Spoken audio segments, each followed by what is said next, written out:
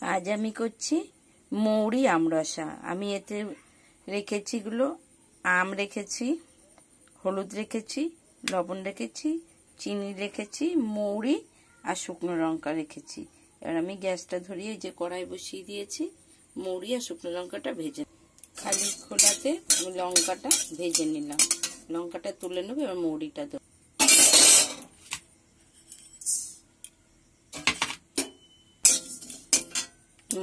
মৌরিটা ভাজা হয়ে গেছে, এবার আমি শিলপাটায় নিই। এবার আমি পরিমাণ মতো জল দিয়ে দিচ্ছি।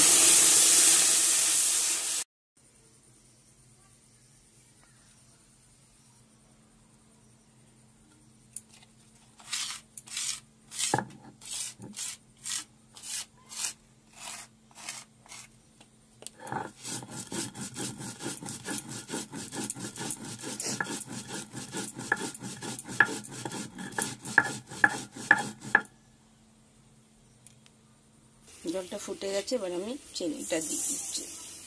চিনির শিরাটা ফুটে উঠেছে, আমি আমগুলো দিয়ে দিলাম। এবার লবণ হলুদটা দিয়ে দেবো।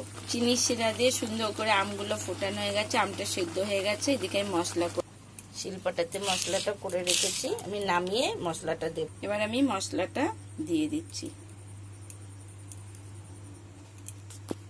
আমার মৌরি আম দিয়ে করা রসা কমপ্লিট। এবার আমি